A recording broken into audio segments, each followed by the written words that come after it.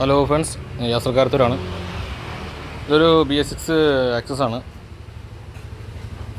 ഇതിനകത്ത് വന്നിട്ടുള്ള വിഷയം എന്ന് വെച്ചാൽ സ്റ്റാർട്ട് ചെയ്താൻ വേണ്ടിയിട്ട് വണ്ടി വൈൽ ഓഫായതാണ്.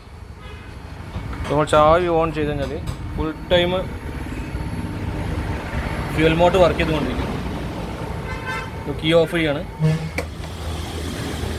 അപ്പോൾ ഈ കീ ഓൺ ചെയ്ത് കഴിഞ്ഞാൽ കാണാം.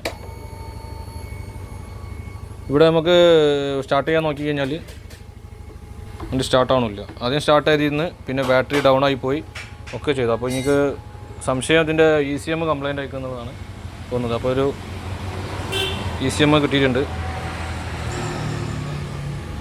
സെയിം പാർട്ട് നമ്പറുള്ള ECM തന്നെയാണ്. അപ്പോൾ ECM ഒന്ന് മാറി നോക്കാം.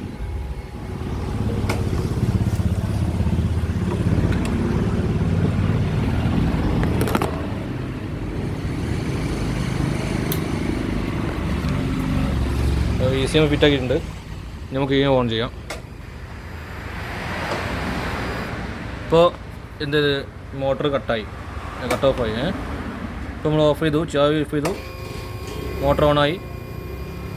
ഒരു 2-3 സെക്കൻഡ് ഓണായി നിൽക്കും, പിന്നെ കട്ട് ഓഫ് ആകും. അത് ആദ്യത്തെ നമ്മൾ ഈ ECMനകത്ത് ആ സംഭവം ഇല്ലായിരുന്നു. ഫുൾ ടൈം ഓണായി കളിക്കുന്നു. നമുക്ക് സെൽഫ് ഷാർട്ടാവുന്നത് നോക്കാം. ഉണ്ടോ, ഒറ്റയടിക്ക് ഷാർട്ടായും ചെയ്ത് ഒക്കെ ഓക്കെയാണ്, ക്ലിയറാണ്.